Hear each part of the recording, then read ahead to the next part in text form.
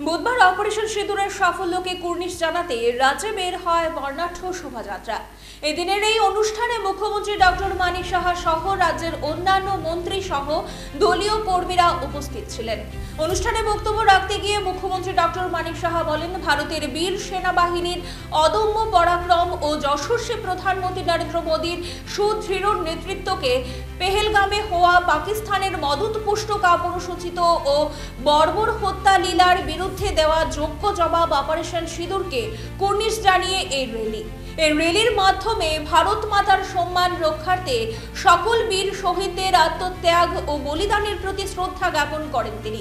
এদিনের এই র্যালিতে সমাজের সকল অংশের নাগরিকদের বিপুল উপস্থিতি ছিল লক্ষণীয়।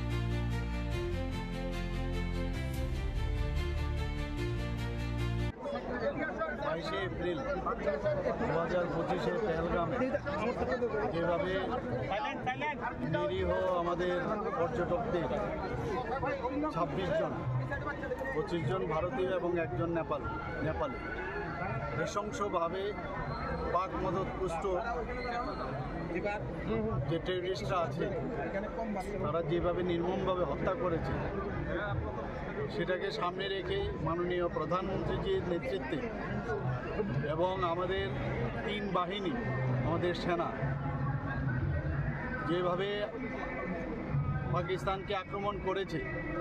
এবং টেররিস্টদের যে ঘাঁটিগুলো সেভাবে উড়িয়ে দিয়েছে, সেই জন্য আজকে আমাদের সলিডারিটি দেখার জন্য আজকে ত্রিপুরার থেকে আমাদের আজকে স্টেট লেভেলে আমরা সব ধরনের নাগরিকরা সবাই এসছেন এবং আমরা মাননীয় প্রধানমন্ত্রীজির সাথে আছি এবং মাননীয় প্রধানমন্ত্রীজি যে পেহেলগামের যে নৃশংস হত্যাকাণ্ড হয়েছিল তার জন্য নাম দিয়েছেন অপারেশন সিন্দুর এবং সেটা যেরকম সাকসেস হওয়ার কথা তার থেকে আরও বেশি আমি বলবো যে সাকসেস হয়েছে। এর জন্য আমরা 3 সেনাবাহিনী এবং মাননীয় প্রধানমন্ত্রীজিকে আমরা ধন্যবাদ দেওয়ার জন্য আজকের এই র্যালি এবং আমরা এই দেশবাসী সমস্ত আজকে মাননীয় প্রধানমন্ত্রীজি এবং সমস্ত 3 যে আমাদের সেনাবাহিনী আছে তাদের সাথে আছি, সেটা আমাদের